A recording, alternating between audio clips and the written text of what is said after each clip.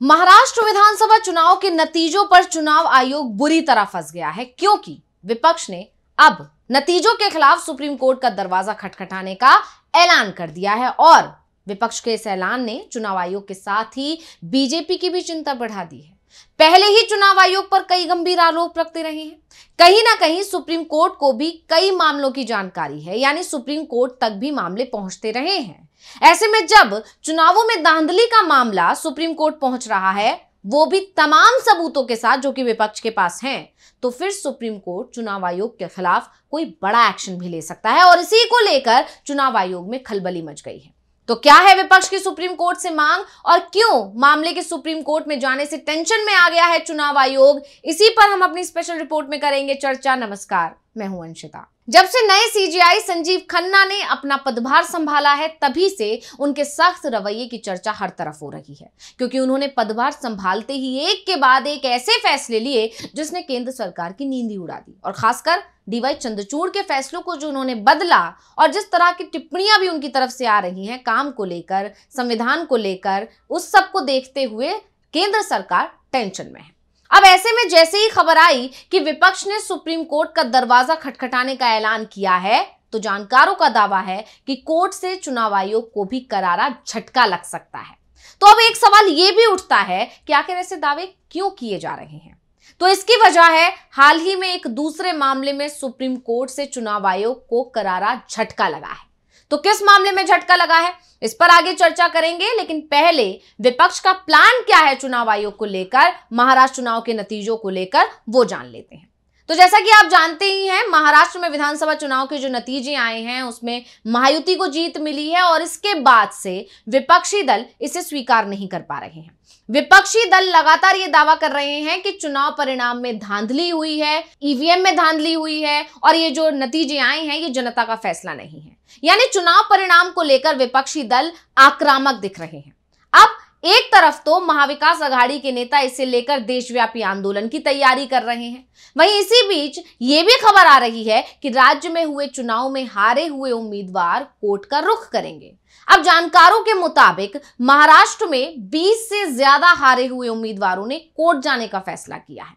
इस दौरान वो वीवीपैट की जांच और ऑडिट करने की मांग करेंगे। अब विपक्ष ने ऐलान किया है कि वो सुप्रीम कोर्ट जा रहा है, लेकिन इससे पहले भी विपक्ष की तरफ से तमाम तैयारियां की जा रही हैं, क्योंकि इससे पहले कांग्रेस की महाराष्ट्र इकाई के प्रमुख नाना पटोले ने भी दावा किया था। उन्होंने दावा करते हुए कहा था कि हाल में हुए विधानसभा चुनाव के नतीजे पारदर्शिता की कमी को दर्शाते हैं। उन्होंने मांग करते हुए ये भी कहा था कि सरकार और निर्वाचन आयोग को चुनावी प्रक्रिया पर लोगों के संदेह को दूर करने की जरूरत है।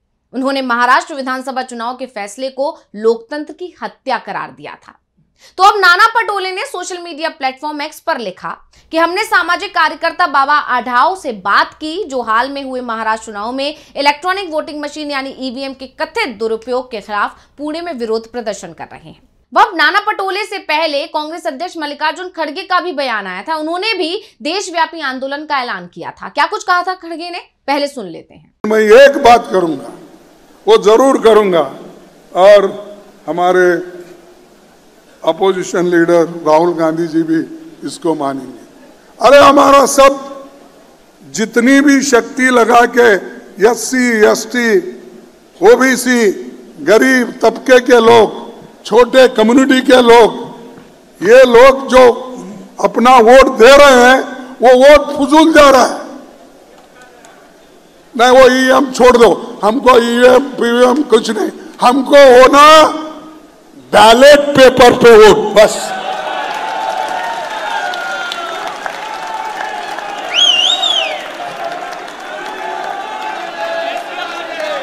उनको वो मशीन उनके घर में तो रख लेने दो, या मोदी साहब के घर में रहने दो, या शाह के घर में रहने दो। अगर किसी गोडाउन में, अहमदाबाद में बहुत से गोडाउन बने, वहां ले जाके रख लेने दो, हमको बस पेपर पे करो। और आपको मालूम होगा उस वक्त तुम्हारी हालत क्या है, कहां खड़े हो, उस वक्त आपको मालूम होगा। तो मैं ये अपने पार्टी के तरफ से एक मुहिम शुरू करना चाहिए सभी लोगों को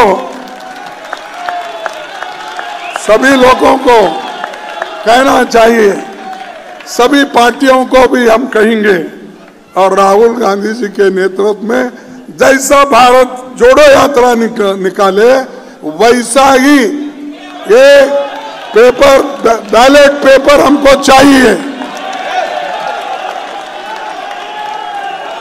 तो खरगे ने कहा था कि जिस तरह से राहुल गांधी के नेतृत्व में भारत जोड़ो न्याय यात्रा निकाली गई या भारत जोड़ो यात्रा निकाली गई, उसी तरह से ईवीएम के खिलाफ देश भर में आंदोलन किया जाएगा। और हम मांग करते हैं कि अब जो चुनाव हो वो बैलेट पेपर से होने चाहिए, ईवीएम को पूरी तरह से किनारे कर दिया जाना चाहिए, यानी ईवीएम से वोट नहीं पड़ने चाहिए। यानी ईवीएम को लेकर और चुनाव आयोग को लेकर विपक्ष एक पूरी प्लान बना रहा है।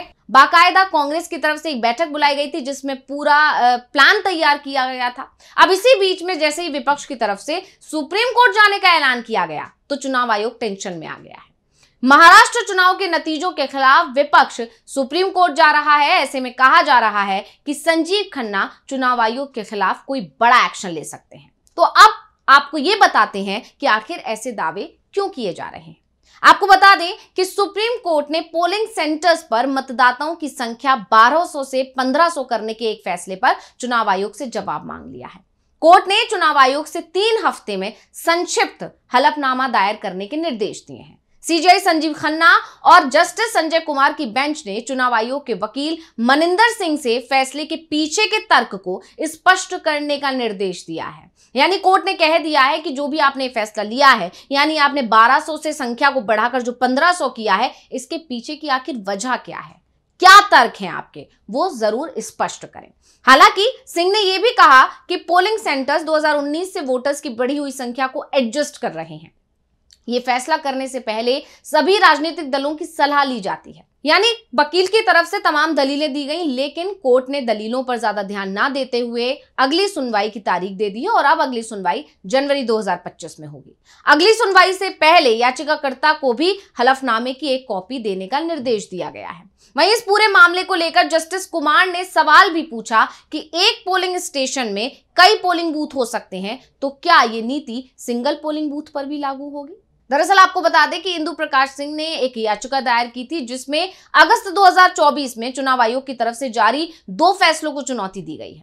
इसमें देश के हर पोलिंग सेंटर में वोटर्स की संख्या बढ़ाने की बात कही गई है। याचिका में सिंह ने तर्क दिया है कि हर पोलिंग स्टेशन में वोटर्स की संख्या बढ़ाने का निर्णय मनमाना था और किसी भी डेटा पर आधारित नहीं था। अब आपको बताते हैं कि याचिका में आखिर क्या दावे किए गए थे।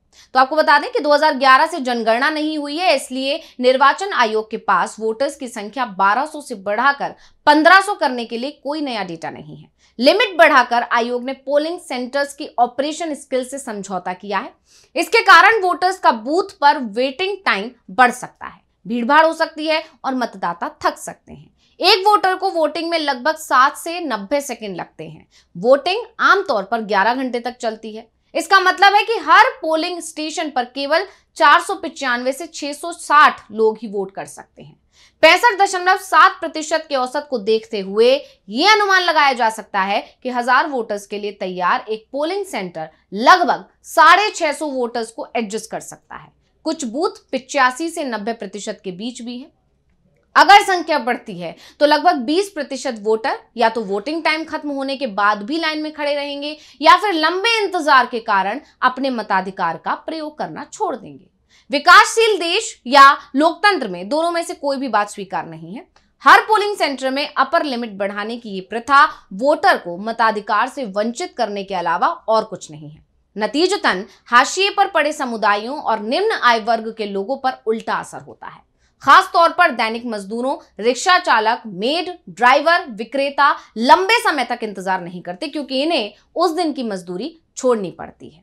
अब याचिकाकर्ता की तरफ से जो दावे किए गए हैं उसको देखते हुए सुप्रीम कोर्ट ने चुनाव आयोग को हलफनामा दाखिल करने के निर्देश दिए हैं और जल्दी से जल्दी दाखिल करने के निर्देश दिए। अब फैसला 2025 में जब सुनवाई होगी उसके बाद आएगा कि जो ये संख्या बढ़ाई गई है ये बढ़ी रहनी चाहिए या फिर चुनाव आयोग को अपना ये फैसला पलटना होगा। लेकिन जिस तरह से चुनाव आयोग के इस फैसले को लेकर सुप्रीम कोर्ट ने टिप्पणी की है या सख्त रवैया अपनाया है या तल्खी दिखाई है, इसको देखते हुए ये माना जा रहा है कि जब ये धांधली धांधली वाला मामला जाएगा और धांधली वाले मामले को भी इसी तरह से सुप्रीम कोर्ट तल्खी दिखाएगा और कोई फैसला देगा या जांच के फैसले देगा, तो उसके बाद चुनाव आयोग बुरी तरह फंस सकता है, गिर सकता है, क्योंकि इस बार विपक्ष के पास सबूतों की लंबी चौड़ी लिस्ट है। और यही वजह थी कि चुनाव आयोग ने आरोपों को खारिज तो किया था, लेकिन मिलने का समय भी दिया था। 3 दिसंबर को कांग्रेस के प्रतिनिधि मंडल को मिलने का समय दिया गया और इसके बाद से यह दावा किया जा रहा था कि चुनाव आयोग भी समझ रहा है कि विपक्ष के पास जो सबूत हैं